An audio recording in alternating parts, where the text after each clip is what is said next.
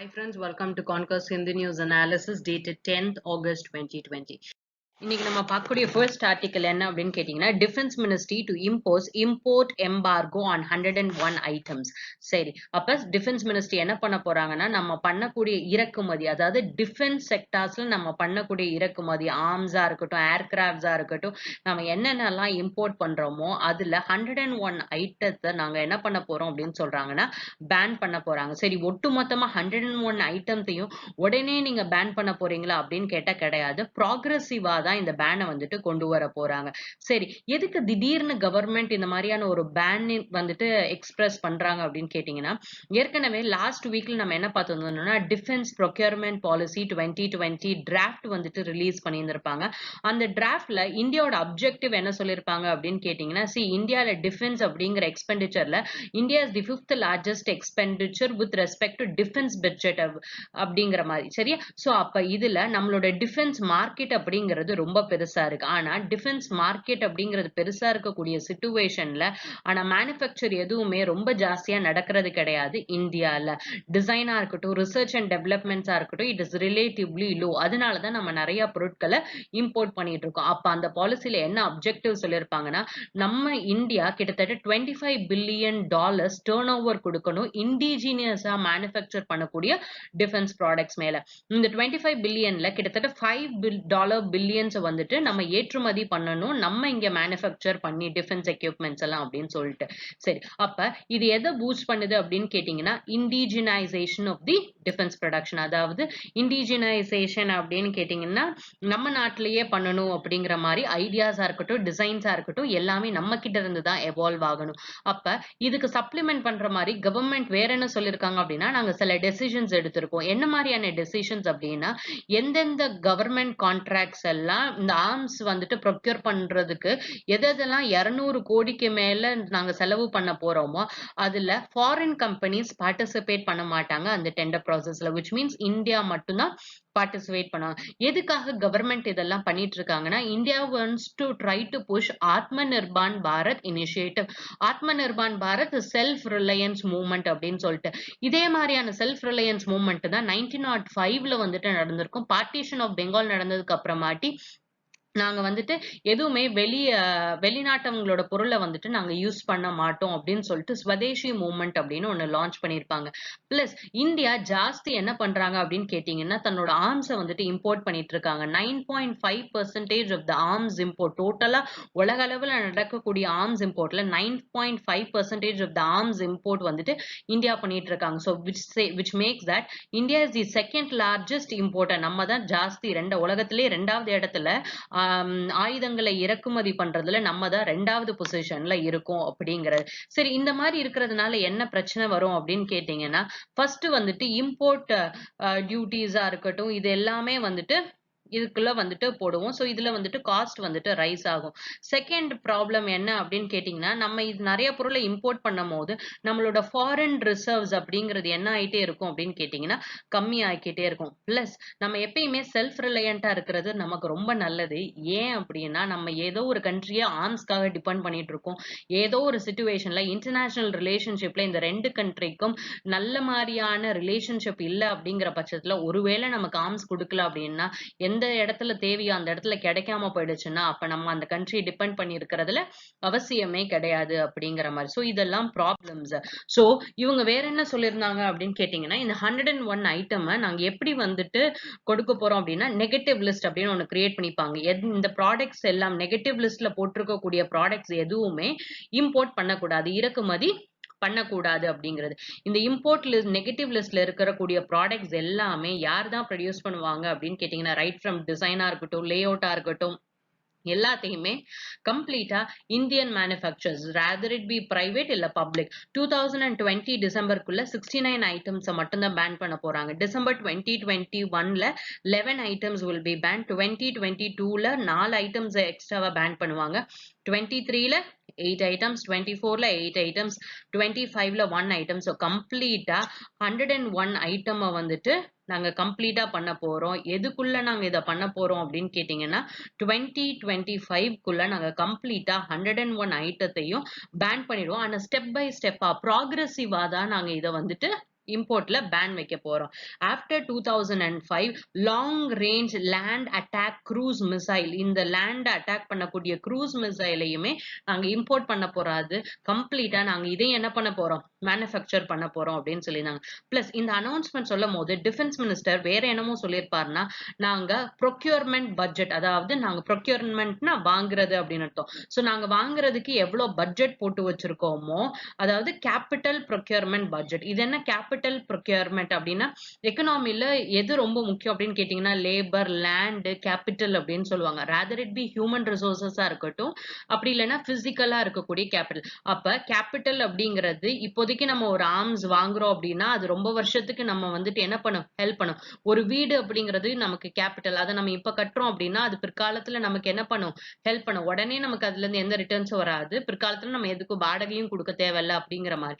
So capital procurement பட்ஜெட்டை நாங்க ரெண்டா டிவைட் பண்றோம். டொமெஸ்டிக் கேபிட்டல் ப்ரொக்யூர்மெண்ட், டொமெஸ்டிக்கா கேபிட்டல் ப்ரொக்யூர்மெண்ட்ஸ் நாங்க என்னென்ன பண்ண போறோம், பிளஸ் ஃபாரின் கண்ட்ரீஸ்ல இருந்து என்னென்ன ப்ரொக்யூர்மெண்ட் பண்ண போறோங்கிறதுக்கு தனியா வந்துட்டு நாங்க என்ன பண்றோம்னா பட்ஜெட் வந்துட்டு கொண்டு வரோம் அப்படின்னு சொல்லியிருந்தாங்க.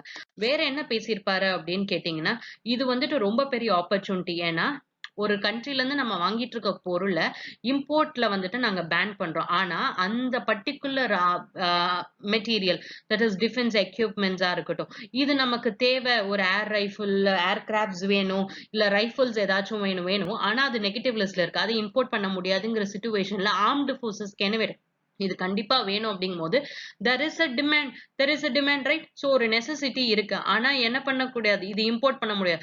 அப்ப இந்த டிமாண்ட சாட்டிஸ்ஃபை பண்ணணும்னா யார் பண்ணும், சப்ளை பண்ணணும். அப்ப யாரு சப்ளை பண்ணுவா, இந்தியால இருக்கவங்க சப்ளை பண்ணுவாங்க. இது மூலியமா ஒரு பெரிய ஆப்பர்ச்சுனிட்டி கிரியேட் ஆகுது இந்தியன் டிஃபென்ஸ் செக்டாருக்கு to manufacture the items that are present in the negative list அப்படின்னு சொல்றாரு. பிளஸ் இதுக்கு தேவையான டெக்னாலஜிஸை நீங்களா டிசைன் பண்ணலாம், இல்ல ஏற்கனவே டிஆர்டிஓ கொடுத்து வச்சிருக்க டெக்னாலஜிஸ் அடாப்ட் பண்ணியும் நீங்க பண்ணிக்கலாம் அப்படின்னு சொல்றாங்க. சோ அப்ப இந்த கம்ப்ளீட்டா இந்த ப்ராக்ரெசிவா நம்ம இதை பண்ண போறோம். இது பண்றதுனால இந்த மாதிரி இது பண்றதுனால நமக்கு நிறைய பெனிஃபிட்ஸ் இருக்கு. எதெல்லாம் நமக்கு நெகட்டிவா நான் முன்னாடி சொல்லியிருந்தேன், ஃபாரின் எக்ஸ்சேஞ்ச் ரிசர்வ்ஸ் ரெடியூஸ் ஆகும். அது இப்ப என்ன ஆகும், நம்ம காசு வெளியில கொடுக்க தேவையில்ல அப்படிங்கிற மாதிரி. பிளஸ் என்னென்ன மாதிரியான எக்யூப்மெண்ட்ஸ் வேணும், எதெல்லாம் நெகட்டிவ் லிஸ்ட்ல போட்டிருக்காங்க அப்படிங்கிறது எல்லாமே வந்துட்டு கம்ப்ளீட்டா ஆர்மி, நேவி, ஏர்ஃபோர்ஸ் இவங்க எல்லார்கிட்டையும் பேசி ஒரு கன்சென்சஸ்க்கு வந்ததுக்கு அப்புறம் தான் இந்த 101 ஐட்டமே டிசைட் பண்ணிருக்காங்க. சோ அப்ப திஸ் பர்டிகுலர் கோல்ல எதுக்காக இது பண்ணிருக்காங்க அப்படின்னா இண்டிஜினசைசேஷன் ஆக்கணும் அப்படிங்கிறதுக்காக. The next article that we will see is tabletop runways. Everyone will know that Air India Express வந்துட்டு இந்த டேபிள் டாப் ரன்வேல இருந்து கீழே விழுந்து ரெண்டா நொறுங்கிடுச்சு அப்படின்னு தெரியும். சரி, இந்தியால இது ஃபர்ஸ்ட் டைமா நடக்குதா அப்படின்னு கேட்டீங்கன்னா இல்ல. இதுக்கு முன்னாடி 2010ல கூட மேங்களூர் ஏர்போர்ட்ல வந்துட்டு இதே மாதிரி ஒரு ஏர் இந்தியா எக்ஸ்பிரஸ் வந்துட்டு துபாயில இருந்து தான் வந்திருக்கு. இதுவும் ஓவர் ஷூட் ஆகி அந்த இடத்துல என்ன ஆயிடுச்சு அப்படின்னு கேட்டீங்கன்னா இதே மாதிரி ஒரு பள்ளத்தாக்குல விழுந்து உடைஞ்சு பிளஸ் ஃபயரும் ஆயிடுச்சு. இதுல நமக்கு இருக்கக்கூடிய நல்ல விஷயம் இப்ப கோழிக்கோடுல என்ன நடந்தது அப்படின்னு கேட்டீங்கன்னா one of the most important positive aspect is தீ பிடிக்கல அப்படிங்கிறதுனால. அதனாலதான் கேஷுவாலிட்டிஸ் வந்துட்டு இட் இஸ் இன் 1820s இந்த ரேஞ்ச்ல யூ ஹேவ் திஸ் கேஷுவாலிட்டிஸ். ஒருவேளை தீ பிடிச்சிருந்ததுன்னா எத்தனை பேரு இறந்து போயிருப்பாங்க அப்படிங்கிறது தான். சரியா? சோ அப்ப இந்த டேபிள் டாப் ரன்வேஸ்னா என்ன மாதிரியான சிச்சுவேஷன்ல இந்த ஏர்கிராஃப்ட் ஏர் இந்தியா எக்ஸ்பிரஸோட போயிங் ஏர்கிராஃப்ட் என்ன மாதிரியான ப்ராப்ளம் ஆச்சு அப்படின்னு சொல்றாங்க. So first table top runways அப்படிங்கிறது என்ன மாதிரி இருக்கும் அப்படிங்கிறத பார்ப்போம். பிளஸ் இது இந்தியால வேற எங்கெங்க டேபிள் டாப்ஸ் இருக்கு, டேபிள் டாப் ரன்வேஸ் இருக்கு, பிளஸ் வேற கண்ட்ரீஸ்ல நம்ம இந்தியன் பவுண்டரிஸ்ல என்னென்னலாம் இருக்கு அப்படின்னு பார்ப்போம். சரியா? சோ ஃபர்ஸ்ட் டேபிள் டாப் ரன்வேஸ்னா என்ன அப்படின்னு பாருங்க. ஃபர்ஸ்ட் ஒரு மவுண்டன் இருக்கும். இது என்ன பண்ணிடுவாங்கன்னா வெட்டி எடுத்து, சரியா, they are generally constructed by chopping off the hilltops. இதை வெட்டி எடுத்து ஒரு பிளாட்யூ மாதிரி ஃபார்ம் பண்ணிடுவாங்க. ஸோ பிளாட்யூனா என்னன்னு சொல்லுவோம், ஹைட்டான ஒரு எலிவேஷன். ஆனா அதோட ஹில் டாப் இப்படி இருந்ததுன்னா, ஹில் ஒரு பீக் மாதிரி இருந்ததுன்னா, இதை வெட்டி எடுத்ததுக்கு அப்புறம் பிளாட்டான சர்ஃபேஸ் இருக்குமா, you call it as plateau, இந்த which creates the plateau சொல்லுவாங்க, இல்ல டேபிள் டாப் அப்படின்னு சொல்லுவாங்க.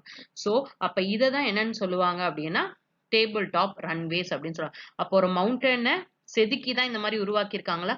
அப்ப இதோட சைட்ஸ்ல எல்லாம் எப்படி இருக்கும் அப்படின்னு கேட்டீங்கன்னா, you will have deep Gorges. அதாவது பெரிய பெரிய பள்ளத்தாக்குகள் இருக்கு. ஏன்னா மவுண்டன் இப்படிதானே இருக்கு. அப்ப இங்கெல்லாம் என்னது, இட்ஸ் லைக் அ வேலி மாதிரி ஒரு சிச்சுவேஷன். இந்த கார்ஜஸ்க்குள்ள தான் என்ன ஆயிடுச்சு அப்படி இப்ப இந்த மாதிரி இது பண்ணியிருக்காங்க அப்படின்னு வச்சுக்கோங்க. இந்த மாதிரி ஒரு மவுண்டன் இருக்கு. இந்த மவுண்டன்ல வந்துட்டு இந்த பீக்க வந்துட்டு கம்ப்ளீட்டா ரிமூவ் பண்ணிட்டு இந்த மாதிரி டேபிள் டாப் பண்ணி, அப்ப ஃபிளைட் இதுல வருது அப்படின்னா, இதுல ஃபிளைட் வந்துட்டு இருக்கு அப்படின்னா, ஒருவேளை இந்த ரன்வேல ஒழுங்கா ஸ்டாப் ஆகலைன்னா இது என்ன ஆயிடுச்சு, இந்த பள்ளத்தாக்குள்ள விழுந்துச்சுன்னு சொல்றாங்க. சோ அப்ப ரன்வேஸ் வந்துட்டு ஒரு லெவல்டு ஃபீல்டு மேல இருந்து பார்க்கும்போது இறங்கும் போது இந்த இங்கிலீஷ் படத்துல எல்லாம் காமிப்பாங்கல்ல, போக போக வந்துகிட்டே இருக்க மாதிரி. சோ அப்ப ஒரு மாரி இந்த கானல் நீர் மாரி. சோ அந்த ரன்வே எப்படி இருக்கு அப்படின்னு கேட்டீங்கன்னா, ஒரு கன்டினியூஸா இருக்கிற மாரி இருக்கு. ஒரு ஆப்டிகல் இல்யூஷன் கிரியேட் பண்ணுது. அதனால தான் மார்ஜின்ஸ் என்ன அப்படிங்கிறது ப்ராப்பரா தெரியாம போயிடுச்சு. இன்ஃபாக்ட் இந்த இடத்துல அந்த மார்ஜின்ஸ் அப்படிங்கிறது ப்ராப்பரான லைட்னிங் சிஸ்டம் இல்ல அப்படின்னு சொல்லிட்டு one of the Air India pilot வந்துட்டு இன்ஃபர்மேஷன்ஸ் கொடுத்திருந்தாரு. சரியா? சோ அப்ப ப்ராப்பரான லைட்டிங் சிஸ்டம்ஸ் இருக்கணும் அப்படிங்கிறது ஒன் ஆஃப் தி ப்ராப்ளம். இதெல்லாம் இங்கிலீஷ் படத்துலயும் காமிக்கிற மாரி ஃபிளைட் இறங்க இறங்க நிறைய லைட்ஸா இருக்கும்ல. அது வந்துட்டு அவங்களுக்கு சொல்றதுக்கு எங்க நீங்க இறங்கணும், எங்க நீங்க இறங்கக்கூடாது அப்படின்னு சொல்றதுக்காக. சரி, இந்தியால வேற எங்கெங்கெல்லாம் இந்த மாதிரியான டேபிள் டாப் ரன்வேஸ் இருக்கு அப்படின்னு கேட்டீங்கன்னா, other than your Kozhikode, you have it in Mangaluru in Karnataka, Shimla in Himachal Pradesh, Pakyong அப்படிங்கிற பிளேஸ் சிக்கிம்ல, லெங்புயி அப்படிங்கிற பிளேஸ் மிசோரம்ல, பிளஸ் ஹிமாச்சல் பிரதேஷ்ல you have this Shimla plus Kullu அப்படிங்கிற 2 பிளேசஸ்ல. இதை தவிர்த்து நேபாள்ல காத்மண்டுல you have this table top runways. அதே மாதிரி பூட்டான்ல பேரோ அப்படிங்கிற பிளேஸ்ல you have this table top runways. சரி, என்ன நடந்தது கோழிக்கோட்ல அப்படின்னு கேட்டீங்கன்னா, ஏர்கிராப்ட்ஸ் வந்துட்டு ஓவர் ஷூட் ஆயிடுச்சு அப்படின்னு சொல்றாங்க. அதாவது ரன்வே இது வரைக்கும் தான், இதை காட்டி இது என்ன ஆயிடுச்சு, ஓவர் ஷூட் ஆகி பள்ளத்தாக்குல விழுந்துருச்சு, which is literally 35 feet deep அப்படின்னு சொல்றாங்க. இதனால என்ன ஆயிடுச்சு அப்படின்னா, பிளேன் ரெண்டா உடைஞ்சிருச்சு. பிளஸ் இதுல ரெஸ்கியூ எஃபர்ட்ஸும் ரொம்ப பெரிய பிரச்சனையாயிடுச்சு. ஏன் அப்படின்னு கேட்டீங்கன்னா, ஹெவி ரெயின்ஸ் அப்படிங்கிற சேலஞ்சஸ்னால. பிளஸ் இந்த கோழிக்கோட்ல இருக்கக்கூடிய ரன்வேஸ் மத்த ரன்வேஸோட எப்படி இருக்குன்னு கம்பேர் பண்ணுங்க. சோ எவ்வளவு மீட்டர்ஸ்ல இருக்கு அப்படின்னு பாத்தீங்கன்னா, நார்மலா இருக்கக்கூடிய இது எல்லாமே 3000 4000 கிலோமீட்டர்ஸ் ரன்வே, 3400 கிலோமீட்டர்ஸ் ரன்வே. ஷிம்லாலாம் இன்னும் ரொம்ப டேஞ்சரஸா இருக்கு. ரன்வே ரொம்ப சின்ன டிஸ்டன்ஸ் தான் கவர் பண்ணுது. ஒரு ஃபிளைட் டேக் ஆஃப் ஆறதுக்கே அது ரொம்ப தூரம் டிராவல் பண்ணதுக்கு அப்புறம் தான் என்ன ஆகும், டேக் ஆஃப் ஆகும். அப்ப உங்களோட டேக் ஆஃப் ஆகக்கூடிய அந்த ரன்வே ஷார்ட்டா இருக்கக்கூடிய போது ரொம்ப ப்ரிசைஷனா உங்களோட டேக் ஆஃப் இருக்கணும். லேண்ட் பண்ணும் போது என்ன பண்ணுவாங்க அப்படின்னா, ரொம்ப ப்ரிசைஸா இந்த இடத்துல அந்த டயர் கீழே டச் ஆகணும் அப்படின்னா அந்த இடத்துல கரெக்டா டச் ஆகணும்.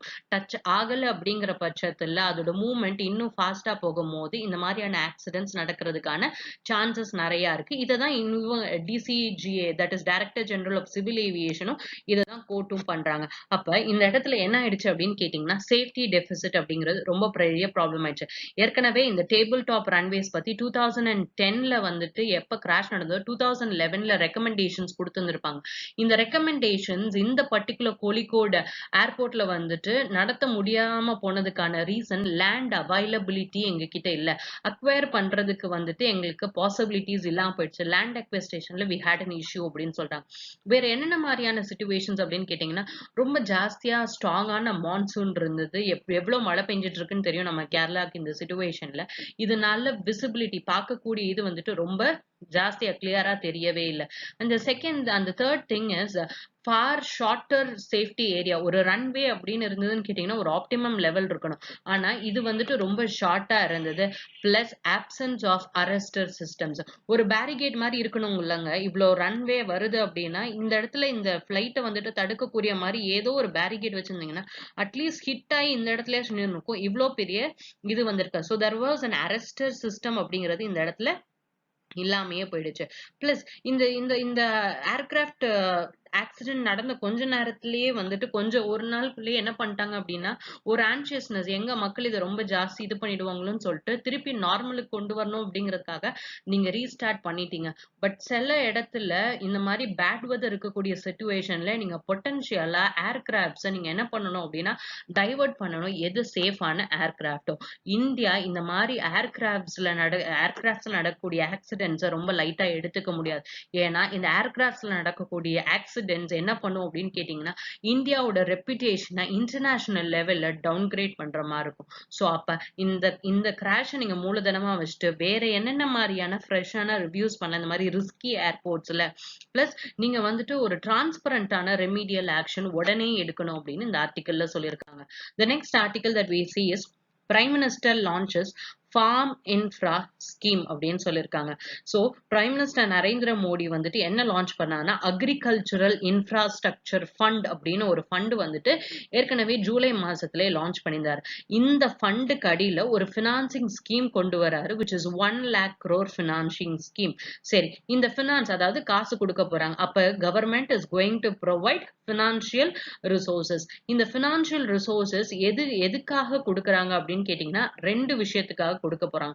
ஒன்னு வந்துட்டு they have to set up storage and processing facilities. அதாவது ஹார்வெஸ்ட் பண்ணி முடிச்சதுக்கு அப்புறமாட்டி இந்தியாலயா இருக்கட்டும் இல்ல எந்த கண்ட்ரீஸ்லயா இருக்கட்டும் வேஸ்டேஜஸ் போஸ்ட் ஹார்வெஸ்ட் வேஸ்டேஜ் அப்படிங்கிறது ரொம்ப ஜாஸ்தியா இருக்கு. ஏன்னா ஒரு பெரிஷபிள் கூட்டை நீங்க டிரான்ஸ்போர்ட் பண்ணவங்கும் போது அதுக்கு கோல்டு ஸ்டோரேஜ் தேவையான பஸ்ஸஸ் வந்துட்டு வேணும். பிளஸ் அது சீக்கிரமா போய் ரீச் ஆகணும். நீங்க எங்க போய் குடோன்ல வைக்கிறீங்களோ அதுல கோல்டு ஸ்டோரேஜ் ஃபெசிலிட்டி இருக்கணும். இந்த மாதிரி எதுவுமே இல்லாதனால கஷ்டப்பட்டு நம்ம விளைய வைக்கிற கிராப்ஸ் எல்லாமே டேமேஜ் ஆகுது அப்படிங்கிறது. Second, this will help the farmers to get good prices for the crops அப்படின்னு சொல்றாங்க. ஸோ ஃபர்ஸ்ட் கோல்டு ஸ்டோரேஜ் ஃபெசிலிட்டிக்காக அண்ட் செகண்ட் திங் எதுக்காக அப்படின்னு கேட்டீங்கன்னா யாரெல்லாம் இந்த கம்யூனிட்டி ஃபார்மிங்ஸ் பண்றாங்களோ அவங்களுக்கு ப்ரொவைட் பண்றதுக்காக. இது யாருக்கு இந்த ஸ்கீம் யாரெல்லாம் சப்போர்ட் பண்ணும் அப்படின்னு கேட்டீங்கன்னா farmers, individual farmers, primary agricultural credit societies, farmer producing organisation, agricultural entrepreneurs. Plus இது வேற என்னமும் கிரியேட் பண்ணதுன்னா கம்யூனிட்டி ஃபார்மிங் அசட்ஸை வந்துட்டு கிரியேட் பண்ண. அப்ப ரெண்டு விஷயம், ஒன்னு போஸ்ட் ஹார்வெஸ்ட் அக்ரிகல்ச்சர், இன்னொன்னு வந்துட்டு கம்யூனிட்டி ஃபார்மிங் அசட்ஸுக்கு ப்ரொவைட் பண்றதுக்காக. ஸோ அப்ப இந்த மாதிரி ஒரு ஃபெசிலிட்டி கொண்டு வரதுனால என்ன ஆகும்னு கேட்டீங்கன்னா தன்னோட கிராப்ஸை பாதுகாப்பா வச்சுக்கலாம். அப்ப பாதுகாப்பா வைக்கும் போது எப்ப தேவையோ எப்ப டிமாண்ட் ஜாஸ்தியா இருக்கோ அப்ப ஹையர் பிரைசஸ் கொடுத்து வித்துக்கலாம். ரீசெண்டா நம்ம ஒரு நியூஸ்ல வந்துட்டு வெங்காயம் இப்போதைக்கு விலை ரொம்ப கம்மியாகுது, டிமாண்ட் வந்துட்டு ரொம்ப லெஸ்ஸா இருக்குது, 16 ரூபாய் 17 ரூபாய்க்கு தான் எடுத்துக்கிறாங்க அப்படின்னு சொல்லிட்டு ஃபார்மர்ஸ் எல்லாம் என்ன பண்ணிட்டாங்க அப்படின்னு கேட்டீங்கன்னா இந்த மூங்கில் இருக்குல்ல இதுக்கு நடுவுல வந்துட்டு வெங்காயத்தை போட்டு வச்சிருக்காங்க, ரொம்ப நாளைக்கு இருக்கும் அப்படின்னு. அப்ப எப்ப வந்துட்டு எங்களோட வெங்காயத்துக்கு நல்ல விதமான விலை கிடைக்குதோ நாங்க அப்ப அதை வித்துப்போம் அப்படிங்கிற மாதிரி. ஸோ எப்ப ஹை பிரைசஸ் வருதோ அப்ப வித்துப்பாங்க. பிளஸ் வேஸ்டேஜஸ் ரெடியூஸ் ஆகும். பிளஸ் ப்ராசஸிங்கா இருக்கட்டும் இல்ல ஃபுட் ப்ராசஸிங் இண்டஸ்ட்ரீஸா இருக்கட்டும் இல்ல இதுல ஏதாச்சும் நீங்க வேல்யூ ஆட் பண்றீங்க அப்படின்னா அது ஃபார்மர்ஸுக்கு ஆடட் பாசிட்டிவா தான் இருக்கும் அப்படின்னு சொல்லியிருந்தார். Plus India is having a huge opportunity இந்த போஸ்ட் ஹார்வெஸ்ட் மேனேஜ்மெண்ட் சொல்யூஷன், அதாவது வேர் ஹவுஸா இருக்கட்டும் cold chain and food processing, இதுல வந்துட்டு இன்வெஸ்ட்மெண்ட்ஸ் அப்படிங்கிறது இந்தியால இப்போதைக்கு கம்மி. அப்ப இதுல நிறைய இன்வெஸ்ட்மெண்ட்ஸ் வரும்போது இதுல நிறைய ஆப்பர்ச்சுனிட்டிஸ் வரும். இதை சுத்தி நிறைய எம்ப்ளாய்மெண்ட் ஜெனரேஷன் கிரியேட் ஆகும். பிளஸ் இந்த particular infrastructure scheme open பண்ணும்போது he also said that we are paying the installments for Pradhan Mantri Kishan scheme. அதாவது we'll see what is this both schemes, Kisan scheme அப்படிங்கிறதும் என்ன அப்படின்னு பார்ப்போம். சரி, சோ அப்ப இவங்க என்ன சொல்ல வராங்கன்னா பேக்கேஜ் ஹவுசஸ்ல நிறைய ப்ராப்ளம் இருக்கு. எந்த ப்ராப்ளத்தை சால்வ் பண்றதுக்கு இந்த ஃபண்ட் அப்படின்னு கேட்டீங்கன்னா பேக்கேஜ் ஹவுசஸ். இதுல நம்ம என்ன தெரிஞ்சுக்கணும்னா என்ன மாதிரியான இது இருக்கு. Package houses near farm aggregated points where fresh harvest is bought for ஃப்ரெஷ்ஷா ஹார்வெஸ்ட் எடுத்துட்டு வராங்கல்ல அந்த இடத்துல பேக்கேஜிங் அப்படிங்கிறது இட்ஸ் ஒன் கைண்ட் ஆஃப் இதுதான் அந்த போஸ்ட் ஹார்வெஸ்ட்னு சொல்றது. செகண்ட், வேற எதை ரெஃபர் பண்றாங்கன்னா ட்ரக்ஸ்ல வந்துட்டு நம்ம அக்ரிகல்ச்சர் ப்ரொடியூஸை எடுத்துட்டு போகணும். அப்ப ட்ரக்ஸ்ல வந்துட்டு கோல்டு ஸ்டோரேஜ் ஃபெசிலிட்டிஸ் அப்படிங்கிறது இருக்கணும். பிளஸ் இந்த கோல்டு ட்ரக்ல இருந்து எடுத்துட்டு போறாங்க அப்படின்னா எடுத்துட்டு போய் உடனே விற்க முடியாது, ஒரு ஹோல்சேல்ல தான் போடுவாங்க. அப்ப ஹோல்சேல்ல போடும்போது அங்க என்ன ஆயிடக்கூடாது, அக்ரிகல்ச்சர் ப்ரொடியூஸ் வீணா போயிடக்கூடாது. அப்ப gold storage facility before it is being sent to the final market. அதுக்கு அடுத்தது அதுல இருந்து மத்த இடத்துக்கு டிஸ்ட்ரிபியூட் பண்ணும்போது ஃபைனல் மார்க்கெட்ஸுக்கு போகும்போது என்ன பண்ணும் அப்படின்னு கேட்டீங்கன்னா you have to take it by rail, road or water transport. ஆனா இந்தியால 97% ஆஃப் தி ஹார்டிகல்ச்சர் ப்ரொடியூஸ், அதாவது வெஜிடபிள்ஸா இருக்கட்டும் ஃப்ரூட்ஸா இருக்கட்டும் இது ஜாஸ்தி எது மூலியமா தான் டிரான்ஸ்போர்ட் பண்றாங்கன்னா ரோடு மூலியமா தான் டிரான்ஸ்போர்ட் பண்றாங்க. ஆனா இதுல அந்த கோல்டு ஸ்டோரேஜ் ஃபெசிலிட்டிஸ்ங்கிறது ரொம்ப கம்மியா இருக்கு. இதுவே ரயில்வேஸ்ல எடுத்துட்டீங்கன்னா இந்த கோல்டு ஸ்டோரேஜ் ஃபெசிலிட்டி வந்துட்டு ரொம்ப ஜாஸ்தியா இருக்கும் அப்படிங்கிறதுனால இதை ஜாஸ்தி நம்ம எதுக்கு மாத்தணும்னா ரயில்வே பேஸ்டா மாத்தணும். பிளஸ் சில இடத்துல you have this ripening units, இந்த இடத்துல தான் வந்துட்டு பழுக்க வைப்பாங்க. அந்த மாதிரி யூனிட்ஸ்க்கான இன்ஃப்ராஸ்ட்ரக்சரும் ஜாஸ்தி கிரியேட் பண்ணணும். இதெல்லாம் தான் அந்த போஸ்ட் ஹார்வெஸ்ட் மேனேஜ்மெண்ட் அப்படிங்கிறது. ஸோ அப்ப இந்த கேபினெட் டிசிஷன்ல இந்த அக்ரிகல்ச்சரல் இன்ஃப்ராஸ்ட்ரக்சர் ஃபண்ட் அப்படின்னு கொடுக்கும் போது என்ன சொல்லியிருந்தாங்கன்னா, it is to provide depth financing facility. இந்த பர்டிகுலர் ஸ்கீம் என்ன மாதிரியான ஸ்கீம் அப்படின்னு கேட்டீங்கன்னா, சென்ட்ரல் செக்டார் ஸ்கீம். நம்ம ஏற்கனவே சொல்லியிருந்தோம் 2 டைப்ஸ் ஆஃப் ஸ்கீம்ஸ் இருக்கும். சென்ட்ரல் செக்டார் ஸ்கீம் ஒன்னு, சென்ட்ரல் ஸ்பான்சர்ட் ஸ்கீம் ஒன்னு. சென்ட்ரல் ஸ்பான்சர்ட் ஸ்கீம் அப்படின்னா ஸ்பான்சர் நிறைய பேர்கிட்ட இருந்து வாங்குற மாதிரி. அப்ப சென்டரும் ஸ்டேட்டும் ஷேர் போடுவாங்க ஃபண்டிங்ல. செக்டார் ஸ்கீம் அப்படின்னு வரும்போது கம்ப்ளீட்டா centre will do the funding. So it's to provide depth financing facility. டெப்ட்னா என்ன? கடன் கொடுக்கக்கூடிய ஃபெசிலிட்டி. எதுக்கு மட்டும்தான் கடன் கொடுக்குறாங்க? Post harvest management infrastructure, community farming assets, இந்த 2 கேட்டகரிக்கும் தான் கொடுக்குறாங்க. பிளஸ் இந்த லோன்ஸ் வந்துட்டு பர்டிகுலர் டைம் ஸ்கேல் அப்படின்னு கேட்டீங்கன்னா, ஃபினான்ஷியல் 2020ல இருந்து 2029 வரைக்கும் தான், 29 வருஷம் தான். கொடுக்கக்கூடிய கடன்லாம் 4 வருஷத்துல டிஸ்போஸ் பண்ணிடுவாங்க. 10,000 கோடி மொத்த டோட்டல் இஸ் 1 lakh crore. அதுல 10,000 கோடியை 2020லயும் 30,000 கோடியை வந்துட்டு அடுத்த 3 ஃபினான்ஷியல் இயர்ஸ்லயும் பிரிச்சு என்ன பண்ணுவாங்க அப்படின்னா, அதாவது 30,000 crores 30,000 அப்படின்னு 3ஆ டிவைட் பண்ணி 90,000 crores அப்படிங்கிற மாதிரி ஆயிடும். பிளஸ் இதுல one of the specific facility என்ன அப்படின்னு கேட்டீங்கன்னா, இன்ட்ரெஸ்ட் சப்வென்ஷன் ஆஃப் 3% அப்படின்னு சொல்றாங்க. இது என்ன இன்ட்ரெஸ்ட் சப்வென்ஷன் அப்படின்னு கேட்டீங்கன்னா, ஒண்ணுமே கிடையாது. சப்வென்ஷன் இஸ் நத்திங் பட் மானியம், சப்சிடி அப்படின்னு சொல்லுவோம்ல. இன்ட்ரெஸ்ட் ரேட்ல சப்சிடி. நம்ம பேங்க் கிட்ட போய் கடன் வாங்குறோம், 100 ரூபாய் கடன் வாங்குறோம் அப்படின்னு வச்சுக்கோங்க. இது என்ன பண்ணணும்? திருப்பி கொடுக்கணும். பேங்க் சொல்றாங்க இன்ட்ரெஸ்ட் ரேட் வந்துட்டு 10% அப்படின்னு இன்ட்ரெஸ்ட் ரேட் சொல்றாங்க. அப்ப திருப்பி கொடுக்கும் போது 110 ரூபான்னு கொடுக்கணும். இப்ப கவர்மெண்ட் என்ன சொல்றாங்க அப்படின்னா, இந்த 10% இருக்குல்ல, இந்த இடத்துல நீங்க 5 ரூபாய போடுங்க, மீதம் 3%, நீங்க 7 ரூபா போடுங்க, மீதம் இருக்கக்கூடிய இந்த 3 ரூபாய நாங்க தரோம் அப்படிங்கிற மாதிரி. இதுதான் இன்ட்ரெஸ்ட் சப்வென்ஷன். நீங்க கொடுக்கக்கூடிய இன்ட்ரெஸ்ட் ரேட்ல சப்சிடி அப்படிங்கிற மாதிரி, மானியம் கொடுக்கிறது. ஸோ 3% யாரு கொடுப்பா? கவர்மெண்ட் கொடுக்குறாங்க. அப் டு 2 crores வரைக்கும் கொடுக்குறாங்க. பிளஸ் மொரட்டோரியம் ஃபார் ரீபேமெண்ட், அதாவது நீங்க ரீபே பண்றதுக்கு சில இடத்துல இவ்வளவு நாள் கழிச்சு நீங்க ரீபே பண்ணலாம் அப்படிங்கிறது 6 monthsல இருந்து 2 years வரைக்கும். இந்த அக்ரிகல்ச்சரல் ஃபண்டை யாரு மேனேஜ் பண்ண போறான்னா, ஆன்லைன் மேனேஜ்மெண்ட் இன்ஃபர்மேஷன் சிஸ்டம். அதாவது கடன் கொடுக்க போது பேங்க் தான் கொடுக்க போறாங்க. ஆனா இவங்களுக்கு யார் கடன் வாங்குறாங்க, இவங்க பேங்க் அக்கௌண்ட் என்ன, இதை பத்தியான கம்ப்ளீட் டீடைல்ஸ் வந்துட்டு அவங்களுக்கு வந்துடும். பிளஸ் இதை செட்டப் பண்றதுக்காக நேஷனல், ஸ்டேட் அண்ட் டிஸ்ட்ரிக்ட் லெவல்ல மானிட்டரிங் கமிட்டிஸ் லான்ச் பண்றாங்க. இதுக்கு அடுத்து வேற எது இதுல இன்ஸ்டால்மெண்ட்ஸ்ல காசு கொடுக்குறோம்னு சொல்லியிருந்தாங்கன்னா, பிரதான் மந்திரி கிஷி சம்மன் நிதி, பிரதான் மந்திரி கிஷன். சரி, இந்த பிஎம் கிஷான் ஸ்கீம்ல என்ன சொல்லியிருந்தாங்க அப்படின்னா, 2018ல இன்டீரியம் பட்ஜெட்ல என்ன சொல்லியிருப்பாங்கன்னா, யார் யாரெல்லாம் 2 hectaresக்கு அடியில இருக்காங்களோ, அதாவது ஸ்மால் அண்ட் மார்ஜினல் ஃபார்மர்ஸுக்கு நாங்க இன்ஸ்டால்மெண்ட்ல வந்துட்டு பணம் கொடுக்க போறோம். டோட்டலா ஒரு வருஷத்துக்கு 6,000 ரூபாய் கொடுக்க போறோம். 3 இன்ஸ்டால்மெண்ட்ஸா பிரேக் பண்ணி they'll give it as 2,000 rupees வந்துட்டு farmers who belong to small and marginal, எப்ப ஓட்டிங் ஜெயிச்சு வந்தாங்களோ அதுக்கப்புறமாட்டி இந்த 2 hectares அப்படிங்கிற லிமிட்டை வந்துட்டு இப்போதைக்கு கிடையாது. ஸோ எல்லா ஃபார்மர்ஸுக்கும் they will be provided with 6,000 per annum வந்துட்டு rupees வந்துட்டு. நெக்ஸ்ட் ஆர்டிகல் நம்ம எதை பத்தி பார்க்க போறோம் அப்படின்னு கேட்டீங்கன்னா, அந்தமான் அண்ட் நிக்கோபார் ஐலாண்ட்ஸ்க்கு சென்னையில இருந்து submarine optical fibre network cable போட போறாங்க. இந்த பர்டிகுலர் ப்ராஜெக்ட் வந்துட்டு லான்ச் பண்றோம் அப்படின்னு சொல்லிட்டு பிரைம் மினிஸ்டர் நரேந்திர மோடி வந்துட்டு ஒரு இதுல பேசியிருப்பாரு. அதை பத்தின ஆர்டிகல் தான் இது. ஸோ இதை பத்தி படிக்கிறதுக்கு முன்னாடி அந்தமான் அண்ட் நிக்கோபார் ஐலாண்ட்ஸ்ல மேப் பேஸ்டு கொஸ்டின்ஸ் அப்படிங்கிறது யூபிஎஸ்சிலையும் கேட்டிருக்காங்க, டிஎன்பிசிலையும் கேட்டிருக்காங்க. So to get to the map of Andaman and Nicobar islands, Andaman and Nicobar islands இந்தியாவோட ஈஸ்டர்ன் சைட்ல இருக்கும். சரியா? இந்த மேல இருக்கக்கூடிய பாதிய அந்தமான் அப்படின்னு சொல்லுவாங்க, கீழே இருக்கக்கூடிய பாதிய நிக்கோபார் அப்படின்னு சொல்லுவாங்க. இதை சேர்த்துதான் அந்தமான் அண்ட் நிக்கோபார் ஐலாண்ட்ஸ் அப்படின்னு சொல்றாங்க. And Andaman and Nicobar islands is divided by 10 degree channel. இது யூபிஎஸ்சில 2 தடவை கேட்டிருக்காங்க. அந்தமான் அண்ட் நிக்கோபார் ஐலாண்ட்ஸை செப்பரேட் பண்றது எது அப்படின்னு சொல்லிட்டு 10 degree சேனல். வேற என்ன பாயிண்ட் இம்பார்ட்டன்டா தெரிஞ்சுக்கணும் அப்படின்னு கேட்டீங்கன்னா, இந்திரா பாயிண்ட் அப்படிங்கிறது தான் இந்தியாவோட சதர்ன் மோஸ்ட் டெரிட்டரி அப்படிங்கிறது.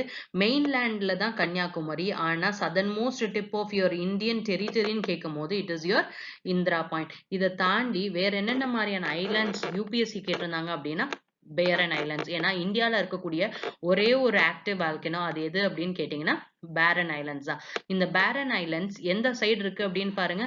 It is towards the eastern side of your Andaman சீல இருக்கு. ஸோ இதை வந்துட்டு எந்த இடத்துல இருக்கு அப்படிங்கிற மாதிரி கேட்டிருந்தாங்க. வேற என்ன கொஸ்டின்ஸ் வந்துட்டு வரலாமா, வேற என்ன மாதிரியான கொஸ்டின்ஸ்ல பிளேசஸ் வந்துட்டு நியூஸ் பேப்பர்ல இருந்ததுன்னு கேட்டீங்கன்னா நார்த் சென்டினல் ஐலண்ட். ஏன்னா ஒரு அமெரிக்காவை சென்டினலிஸ் ட்ரைப்ஸ் வந்துட்டு கொலை பண்ணியிருந்திருப்பாங்க. So it became an issue. So north Sentinelese island is towards the western side. கரெக்டா Port Blair is the capital of Andaman and Nicobar islands. அதோட வெஸ்டர்ன் சைட்ல இருக்கு. சரியா?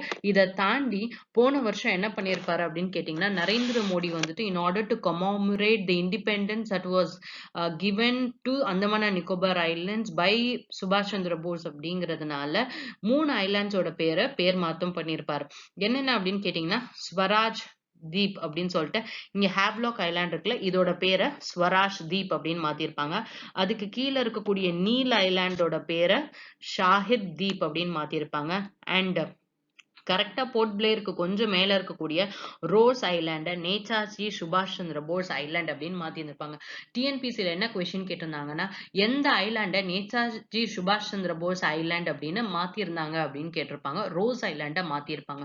ஸோ அப்ப மூணுத்தோட நேம வந்துட்டு மாத்திருப்பாங்க. ஸோ இதெல்லாம் வந்துட்டு மேப் பேஸ் கொஸ்டின்ல கொஞ்சம் தெரிஞ்சுக்க வேண்டிய இன்ஃபர்மேஷன்ஸ். அண்ட் டங்கன் பாஸ் அப்படிங்கிறதே லிட்டில் அந்தமானுக்கும் நார்த் அந்தமானுக்கு இருக்கக்கூடிய நடுவில் இருக்கக்கூடிய ஒரு பேசேஜ் அப்படிங்கிற மாதிரி. The next thing that we'll read is the current affairs. Andaman and Nicobar will be a maritime hub அப்படின்னு மோடி சொல்லியிருக்காரு. ஏன் அப்படின்னு கேட்டீங்கன்னா இன்டர்நெட் கனெக்டிவிட்டி அப்படிங்கிறது இந்த பர்டிகுலர் யூனியன் டெரிட்டரிக்கு நம்ம ப்ரொவைட் பண்ணோம். ஆனா இதுக்கு எப்படி ப்ரொவைட் பண்ண போறோம் அப்படிங்க, ஏன்னா இந்தியா லெவல்ல வந்துட்டு நம்ம ஆப்டிக்கல் ஃபைபர் நெட்வொர்க்ஸ் போட்டுட்டு இருக்கோம் பாரத் நெட் ப்ராஜெக்ட்டுக்கு அடியில எல்லாம்.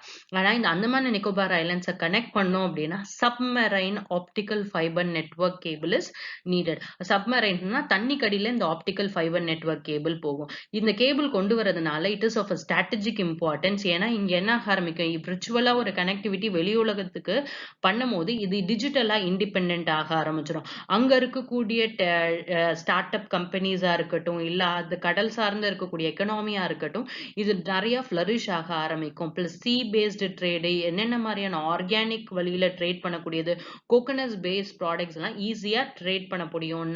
நாம் இதுல எல்லாம் ஈஸியா கனெக்ட் பண்ண முடியும். நேஷனல் அக்ரிகல்ச்சர் மார்க்கெட்ஸ்ல எல்லாம் ஈஸியா கனெக்ட் பண்ண முடியும் அப்படிங்கிற மாதிரி. ஸோ பிளஸ் இந்த மாதிரி இதை சொல்லும் போதே இவர் எதை பத்தியும் சொல்லியிருந்தாருன்னா ஹைலைட்டட் த அந்தமான்ஸ் ஆர்கியோபாலஜிஸ் significance on freedom movement. Archipelago அப்படிங்கிறது குரூப் ஆஃப் ஐலாண்ட்ஸை சொல்றதுக்கு பேர் தான் ஆர்ச்சிபாலிகோன்னு சொல்லுவாங்க. எவ்ரி ஒன் நோஸ் ஐலாண்டுங்கிறது ஒரு நிலம், அது 4 சைடும் வாட்டர் சூழ்ந்திருந்ததுன்னா அது ஐலாண்ட் அப்படின்னு சொல்லுவோம். இதே மாதிரி நிறைய ஐலாண்ட்ஸ் இருந்து அதை குரூப் பண்றாங்கன்னா அது ஆர்கிபாலிகோ அப்படின்னு சொல்லுவாங்க. பிளஸ் எஜுகேஷன் வைஸும் இந்த மாதிரியான ஒரு கனெக்டிவிட்டி இருக்கும் போது இப்போதைய கோவிட் சிச்சுவேஷன்ஸ்ல எஜுகேஷன் சிஸ்டம் ஆன்லைன் வழியா ஜாஸ்தி ப்ரொமோட் பண்ணலாம் அப்படிங்கிற மாதிரி. பிளஸ் ஏற்கனவே law and medical colleges has been present in this region அப்படின்னும் பேசியிருக்காரு. சரியா? ஸோ இதுதான் அந்த ஆப்டிக்கல் சப்மரைன் ஆப்டிக்கல் நெட்வொர்க். தண்ணிக்கு அடியில் அந்த பிளாக் கலர்ல போகுதுல்ல, இந்த மாதிரி தான் வந்துட்டு சென்னையில இருந்து எது வரைக்கும் கனெக்ட் பண்ண போறாங்க அப்படின்னு கேட்டீங்கன்னா they are connecting Andaman and Nicobar islands. Plus ஒரு ஹைவே வந்துட்டு சீக்கிரமா வந்துட்டு ஓபன் பண்ண போறோம் அப்படின்னு சொல்லியிருந்தாங்க, which is of 300 கிலோமீட்டர்ஸ். இதுக்கு முன்னாடி அந்தமான் அண்ட் நிக்கோபார் ஐலாண்ட்ஸ்ல ஒரே ஒரு ஹைவே மட்டும்தான் இருக்கு. அண்ட் திஸ் ஹைவே எங்க இருக்கு அப்படின்னு கேட்டீங்கன்னா இந்த போர்ட் பிளேயர்ல இருந்து ஸ்டார்ட் ஆகுதுல, இந்த பர்டிகுலர் ஹைவே தான் கம்ப்ளீட்டா ஐலாண்டை கனெக்ட் பண்ணுது. And the number NH4 is the national highway in Andaman and Nicobar Islands. இதை வந்துட்டு அந்தமான் ட்ரங்க் ரோடு அப்படின்னு சொல்லுவாங்க. இதுக்கு முன்னாடி நேஷனல் ஹைவே 223 அப்படின்னு சொல்லியிருந்திருப்பாங்க. இதை இப்போதைக்கு ரீநம்பர் பண்ணி NH4ன்னு சொல்லியிருப்பாங்க. இதுக்கு முன்னாடி NH4 வந்துட்டு மும்பைல இருந்து சென்னை அந்த இது கனெக்ட் பண்ணக்கூடியதா இருந்தது. இதை இப்போதைக்கு NH number 48 அப்படின்னு சொல்றாங்க. So the next article that we will speak is Amid pandemic, India and Pakistan spar over Indus water talks. சரி, இதுல எதை பத்தி பேசுறாங்க அப்படின்னு கேட்டீங்கன்னா பாகிஸ்தான் வந்துட்டு நம்ம சீக்கிரம் மீட்டிங் வைக்கலாம் இண்டஸ் வாட்டர் ட்ரீட்டியை பேஸ் பண்ணி அப்படின்னு சொல்லியிருப்பாங்க. ஏன்னா முக்கியமான பாயிண்ட் எது டேபிள்ல எதை பத்தி டிஸ்கஸ் பண்ண போறாங்க அப்படின்னு கேட்டீங்கன்னா ராட்டில் ப்ராஜெக்ட். இந்த ராட்டில் ப்ராஜெக்ட் அப்படிங்கிறது இட்ஸ் ஹைட்ரோ எலக்ட்ரிக் ப்ராஜெக்ட். எந்த பர்டிகுலர் ரிவர்ல இருக்குன்னா செனாப் ரிவர்ல இருக்கு, which is one of your tributary of your Indus river system. சரி, இதுதான் வந்துட்டு இதுல பேசுறாங்க. இந்தியா இப்போதைக்கு என்ன பண்ணிட்டாங்கன்னா, இந்த ரெக்வெஸ்ட் நாங்க ரிஜெக்ட் பண்றோம். நாங்க இதுல வந்துட்டு உட்கார்ந்து பேச மாட்டோம் அப்படின்னு சொல்லிட்டு இருக்காங்க.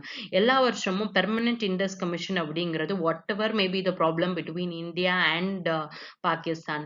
உரி அட்டாக்கா இருக்கட்டும், பத்தன்காட் அட்டாக்கா இருக்கட்டும், எல்லா அட்டாக்ஸ் நடந்தபோதும் மத்த எந்த ஒரு டிப்ளமேட்டிக் ரிலேஷன்ஷிப்லயும் நாங்க இவங்க கூட பேச்சே வச்சுக்க மாட்டோம்னு சொல்லிட்டு இருந்த இந்தியா, இந்த பெர்மனன்ட் இண்டஸ் கமிஷன் மட்டும் எல்லா வருஷமும் தவறாம நடந்துட்டே வந்துட்டு இருக்கு. இந்த பர்ட்டிகுலர் டைம்ல கோவிட்னால இத இப்போதைக்கு என்ன பண்ணி வச்சிருக்காங்கன்னா, தள்ளி வச்சிருக்காங்க. சரி, இந்த இண்டஸ் வாட்டர் ட்ரீட்டினா என்ன அப்படின்னு நம்ம தெரிஞ்சுப்போம். எப்பவே இந்தியாவ பார்ட்டிஷன் பண்ணாங்களோ, அப்ப இந்த நம்ம கண்ட்ரி அப்படின்னு எடுத்துட்டீங்க அப்படின்னு கேட்டீங்கன்னா, யூ ஹேவ் கங்கா, பிரம்மபுத்ரா, கோதாவரி, மகாநதி, காவேரி, கிருஷ்ணான்னு எக்கச்சக்கமான ரிவர்ஸ் இருக்கு. ஆனா, பாகிஸ்தான் எப்படின்னு எடுத்துட்டீங்கன்னா, the only life line of Pakistan அப்படிங்கிறது இண்டஸ் வாட்டர். ஆனா, இந்த இண்டஸ் வாட்டர் அப்படிங்கிறது வந்துட்டு இதோட ஆரிஜின் எங்க இருக்கு அப்படின்னு கேட்டீங்கன்னா, டுவர்ட்ஸ் தி டிபெட் ரீஜன். சைனால இருந்து ஆரிஜின் இருக்கு. சைனால இருந்து ஆரிஜின் ஆகி கரெக்ட்டா ஜம்மு அண்ட் காஷ்மீர் வழியா வந்து பாகிஸ்தான் ஆக்குபைட் காஷ்மீர் வழியா போய் கம்ப்ளீட்டா பாகிஸ்தான் டெரிட்டரிக்குள்ள ரன் ஆகுது.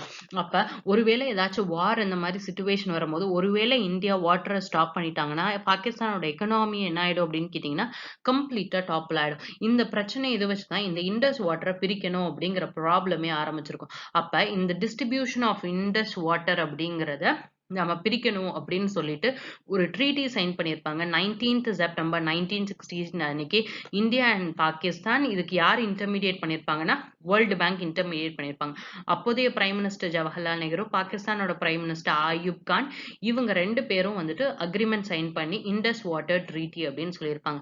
இந்த இண்டஸ் வாட்டர் ட்ரீட்டியின் பிரகாரம் இந்த இண்டஸ் ரிவரை வந்துட்டு 2ஆ டிவைட் பண்றாங்க, பார்ட்டிஷன் பண்றாங்க. C, the sharing of water is different. பங்கு போட்டுக்கிறதுங்கிறது டிஃப்ரெண்ட், பொழக்கிறது அப்படிங்கிறது டிஃப்ரெண்ட். பெலவு. So it is a partition. It is partition of India. ரிவரையே என்ன பண்றாங்க, 2ஆ பிரிக்கிறாங்க. இதுல என்ன சொல்றாங்கன்னா, எதெல்லாம் ஈஸ்டர்ன் ரிவர்ஸா இருக்கோ அதெல்லாம் இந்தியாவுக்கு போயிடும், எதெல்லாம் வெஸ்டர்ன் ரிவர்ஸா இருக்கோ அது பாகிஸ்தானுக்கு போயிடும்னு சொல்றாங்க. அப்ப இண்டஸ், ஜீலம், செனாப் இந்த 3 ரிவர்ஸும் eastern rivers, sorry western rivers, அது வந்துட்டு கம்ப்ளீட்டா அது வந்துட்டு யாருக்கு அப்படின்னு கேட்டீங்கன்னா பாகிஸ்தானுக்கு. பாகிஸ்தானுக்கு 100% ரைட்டான்னு கேட்டீங்கன்னா கிடையாது, 80%. மீதம் இருக்கக்கூடிய 20% இந்தியா வந்துட்டு யூஸ் பண்ணிக்கலாம். ஆனா இந்த 20% நீங்க இரிகேஷன், பவர் ஜெனரேஷன், டிரான்ஸ்போர்ட் பர்பசஸ்க்கு மட்டும் நீங்க யூஸ் பண்ணிக்கலாம். ஆனா நீங்க யூஸ் பண்ணும் போது இதுல இருக்கக்கூடிய வாட்டர் ஃப்ளோ எந்த விதத்திலையும் பாதிக்கப்படக்கூடாது அப்படின்னு சொல்லியிருந்திருப்பாங்க. ஸோ அப்ப லிமிட்டடான ஆக்சஸ் தான் இந்த 3 வாட்டர் மூலியமும் இருக்கு. ஸோ அப்ப வெரி லிமிட்டட் ஸ்டோர் நீங்க ஸ்டோர் பண்றீங்கன்னா ரொம்ப லிமிட்டடான ஸ்டோரேஜா இருக்கணும். பிளஸ் டொமெஸ்டிக் அண்ட் நான் கன்சம்டிவ்ஸ் யூஸ்க்காக தான் இருக்கணும். நிறைய கண்டிஷன்ஸோட தான்.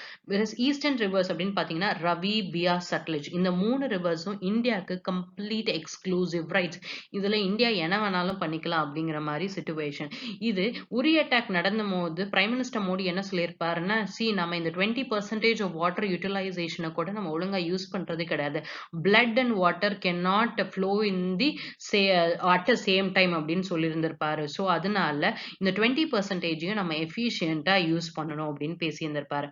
பிளஸ் இந்த பர்டிகுலர் ட்ரீட்டில ஒரு சின்ன ஃபால்ட் என்ன அப்படின்னு கேட்டீங்கன்னா, இந்த இந்த வாட்டரோட ஆரிஜின் எங்க இருக்கு அப்படின்னு கேட்டீங்கன்னா, இட் இஸ் ஆன் சைனா. ஆனா இந்த ட்ரீட்டில சைனா ஒரு பங்கே கிடையவே கிடையாது. இந்த இப்போதைக்கு பேசக்கூடிய ப்ராப்ளம் என்ன அப்படின்னு கேட்டீங்கன்னா, ராட்டில் ப்ராஜெக்ட். ஸோ இந்த ராட்டில் ப்ராஜெக்ட் எந்த ரிவர் மேல இருக்கு அப்படின்னு கேட்டீங்கன்னா, செனாப் ரிவர் மேல. இது ஒரு ஹைட்ரோ எலக்ட்ரிசிட்டி, வாட்டர்ல இருந்து கரண்ட் எடுக்கக்கூடிய ஒரு பர்டிகுலர் ப்ராஜெக்ட். சரி, ஜென்ரலா எப்படி ஹைட்ரோ எலக்ட்ரிக் ப்ராஜெக்ட் இருக்கும்னு கேட்டீங்கன்னா, ஒரு டேம் மாதிரி இருக்கும். இதுல நிறைய வந்துட்டு ரிசர்வாயர்ல தண்ணி நிறைய நிரப்பி வச்சிருப்பாங்க. இந்த டேம் திறந்து விடும் போது தண்ணி ஃப்ளோ வந்துட்டு ஹெவியா இருக்குமா, அப்ப கீழே டர்பைன்ஸ் வச்சு டர்பைன் சுத்தி எலக்ட்ரிசிட்டி ப்ரொடியூஸ் பண்ணுவாங்க. இது கன்வென்ஷனலா எலக்ட்ரிசிட்டி ப்ரொடியூஸ் பண்ணக்கூடிய மெத்தட். ஆனா இந்த பர்டிகுலர் ராட்டில் ப்ராஜெக்ட்ல என்ன யூஸ் பண்றாங்க அப்படின்னு கேட்டீங்கன்னா, ரன் ஆஃப் ரிவர் டைப் அப்படின்னு சொல்றாங்க. இது என்ன run of river hydro electric project அப்படின்னு கேட்டீங்கன்னா, தண்ணி வந்துட்டு அதோட நேச்சுரல் ஃப்ளோல ஓடிக்கிட்டே இருக்கும். அது ஓடிக்கிட்டே இருக்கும் போது இதுல இருந்து இருக்கக்கூடிய கைனெட்டிக் எனர்ஜில இருந்து பவர் எடுப்பாங்க. இல்ல இது ஏதோ ஒரு ஸ்டீப் எலிவேஷன்ல இப்படி இறங்குது அப்படின்னு கேட்டீங்கன்னா, இங்க இறங்கக்கூடியதுல இருந்து கைனெட்டிக் எனர்ஜில இருந்து இவங்க வந்துட்டு பவர் ஜெனரேட் பண்ணுவாங்க. அப்ப வாட்டரோட ஃப்ளோவை நம்ம எந்த இடத்துலயும் தடுத்து வைக்கவே போறது கிடையாது. நம்ம எது மூலியமா தான் பண்ண போறோம்னா, அது நார்மல் வாட்டர் போயிட்டே இருக்கும். இதுல இருந்து இருக்கக்கூடிய எனர்ஜில இருந்து தான் பண்ண போறோம் அப்படின்னு.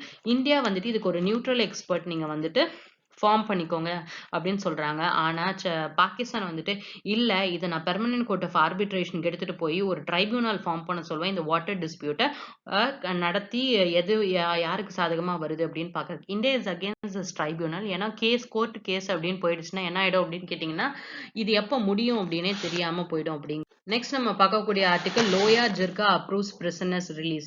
இது என்ன லோயா ஜிர்கா அப்படின்னு கேட்டீங்கன்னா, ஆப்கானிஸ்தான்ல நடக்கக்கூடிய ட்ரைபல்ஸ் மீட்டிங்கை தான் இதை வந்துட்டு லோயா ஜிர்கா அப்படின்னு சொல்லுவாங்க. இந்த மீட்டிங்ல வந்துட்டு என்னென்ன மாதிரியான கான்ட்ரவர்ஷியல்ஸ் இஷ்யூ இருக்கோ எல்லாத்தையும் வந்துட்டு பேசுவாங்க. இதுல ஆப்கான் கவர்மெண்ட்டும் தாலிபானுக்கும் நடுவுல பேச்சுவார்த்தை, இது வரைக்கும் இவங்க பேச்சுவார்த்தை பண்ணதே கிடையாது. ஆனா யூஎஸ் மீடியேட் பண்ணதுக்கு அப்புறமாட்டி ஆப்கானிஸ்தான் கவர்மெண்ட்டும் தாலிபானும் பேச்சுவார்த்தை நடத்திட்டு இருக்காங்க. இதுல என்ன சொல்லியிருந்தாங்க அப்படின்னு கேட்டீங்கன்னா, நாங்க வந்துட்டு பீஸ் டாக்கை நாங்க ஸ்டார்ட் பண்ணோம், பிளட் ஷெட்ஸ் இல்லாம இருக்கணும், பப்ளிக் நல்லதா இருக்கணும் அப்படின்னு நீங்க நினைச்சீங்கன்னா, ஆப்கானிஸ்தான் எனக்கு கவர்மெண்ட் என்ன கேட்டிருந்தாங்கன்னா, எங்க கிட்ட இருந்து யார் யாரெல்லாம் பணைய கைதிகளா பிடிச்சு வச்சிருக்கீங்களோ அவங்கள ரிலீஸ் பண்ணுங்கன்னு சொல்லியிருந்தாங்க. அதே மாதிரி தாலிபான் எங்க சைட்ல இருந்து நீங்க யார் யாரெல்லாம் பிடிச்சு வச்சிருக்கீங்களோ அவங்க எல்லாரையும் ரிலீஸ் பண்ணுங்க அப்படின்னு சொல்லியிருந்தாங்க. சோ அப்ப இந்த மீட்டிங்ல என்ன பண்ணிட்டாங்கன்னா, கிட்டத்தட்ட 400 கண்டென்ஷியஸ் மிலிட்டன்ட் பிரிசனர்ஸ் யார் யாரெல்லாம் ரொம்ப ஜாஸ்தியான கிரைம் பண்ணியிருந்தாங்களோ அவங்களையும் நாங்க ரிலீஸ் பண்றோம், நீங்க பேச்சுவார்த்தைக்கு வாங்க அப்படின்னு சொல்லியிருக்காங்க. சோ அப்ப நீங்க இந்த பேச்சுவார்த்தைக்கு இது பண்ணும்போது ஆப்கானிஸ்தான் கவர்மெண்ட் யார் யாரெல்லாம் ரொம்ப ஹை ப்ரொஃபைல் அட்டாக்ஸ் பண்ணாங்களோ அவங்க எல்லாருமே ரிலீஸ் பண்ணியிருக்காங்க. அப்ப நீங்க ரிலீஸ் பண்றதுனால பீஸ் டாக்ஸ் வருது அப்படிங்கிறது ஒரு பாசிட்டிவான ஆஸ்பெக்ட் தான். ஏன்னா இவ்வளவு நாள் வந்துட்டு இந்த மாதிரியான ஒரு டேபிளுக்கு நீங்க வந்ததே கிடையாது. ஆனா அதே சிச்சுவேஷன்ல ஆப்கானிஸ்தான் கவர்மெண்ட் தன்னோட பாப்புலேஷனுக்கு என்ன மாதிரியான அஷூரன்ஸ் கொடுக்கணும்னா, இந்த வெளியில விட்டிருக்கக்கூடிய கைதிகள்னால எந்த ஒரு பிரச்சனையும் வராது, இதுக்கு முன்னாடி இருந்த நிலைமை வராதுங்கிற உத்தரவாதத்தோட நீங்க பண்ணணும். பிளஸ் ஃபாரின் கண்ட்ரீஸ் வந்துட்டு பிளஸ் தாலிபான் வேற என்ன கேட்டிருந்தாங்க அப்படின்னு கேட்டீங்க அப்படின்னா, நீங்க ஃபாரின் ஃபைட்டர்ஸ் எல்லாம் வந்துட்டு நம்ம கண்ட்ரியை விட்டு வெளியில கொண்டு வாங்க. Plus it also demanded that நீங்க இப்போதைக்கு சீஸ்ஃபயர் பண்ணிருக்கிறது இமீடியட் அண்ட் எவர் லாஸ்டிங் சீஸ்ஃபயரா இருக்கணும் அப்படிங்கிறது. This is one of the positive move என்ன கேட்டீங்க அப்படின்னா, பிகாஸ் இது வரைக்கும் இவங்க கண்ட்ரீஸ்ல வந்துட்டு எப்ப பாம்பு வெடிக்கும்னே தெரியாதுல இருந்து இப்போதைக்கு சீஸ்ஃபயர் அப்படிங்கிறது one of the major relaxation. இந்த இடத்துல பீஸ் அப்படிங்கிறது வந்துருச்சு, டெரரிஸ்ட் ஆக்டிவிட்டிஸ் கண்டெயின் ஆயிடுச்சுன்னா டெரரிசம் தன்னை சுத்தி இருக்கக்கூடிய மத்த கண்ட்ரீஸ்ல ஸ்பில் ஓவர் எஃபெக்ட் அப்படிங்கிறது ரொம்பவே குறைஞ்சிரும். பிளஸ் பீஸ் வந்துருச்சு அப்படின்னா எக்கனாமிக் டெவலப்மெண்ட் பத்தி எல்லா கண்ட்ரீஸும் நிறைய பேச ஆரம்பிச்சிருவாங்க அப்படிங்கறதா. சோ இதுதான் இன்னையோட important current affairs. If you like my video, like, share and subscribe to conquer IS. Thank you.